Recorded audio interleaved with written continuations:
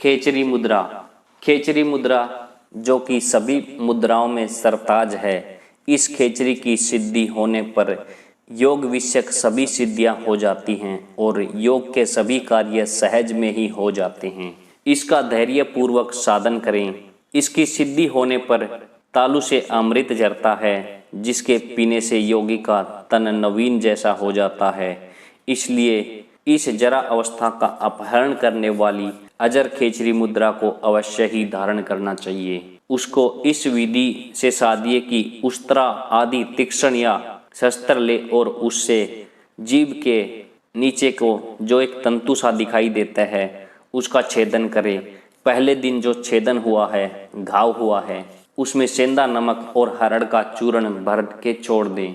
उस जगह फिर चौथे दिन छेदन करें और उक्त चूर्ण लगाकर छोड़ दें। इसी प्रकार हमेशा चौथे रोज बार बार छेदता रहें और उक्त चूर्ण को भरता रहें। 4 या 6 महीने में जीभ का तंतु जीभा की जड़ से मिल जाएगा।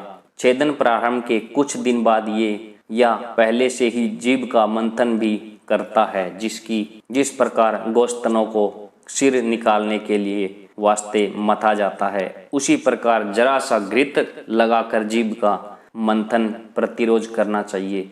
6 महीने के लगभग काल में जब जीभ लंबी होकर नासाग्र को छूने लगे तब उसे उलटकर तालु छिद्र में लगावें, लेकिन तालु छिद्र को उंगली से साफ करता हुआ रोजाना आगे की तरफ खींचता रहे, जिससे जीभाग्र सहज लग जाए।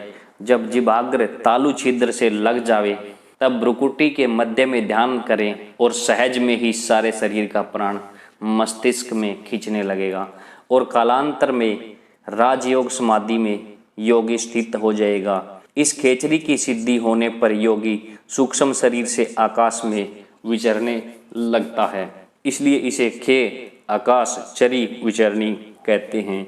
यह खेचरी मुद्रा सर्व सिद्धियों को देने वाली है।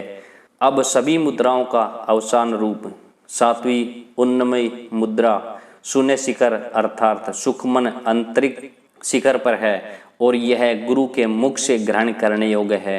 अब सभी मुद्राओं का अवसान रूप 7वीं उन्मनी मुद्रा शून्य शिखर अर्थात सुखमन के अंतिम शिखर पर है, पर यहाँ मन अमन होकर स्वरूप में सिर आ जाता है।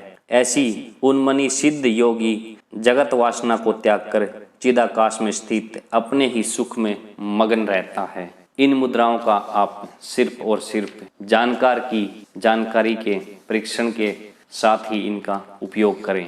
यह सिर्फ आपकी नॉलेज बढ़ाने के लिए आप इसको पढ़ सकते हैं कि ये मुद्राएं क्या होती हैं। इनका प्रयोग आप अपनी सिद्ध योगी या गुरु के सानिध्य में ही करें।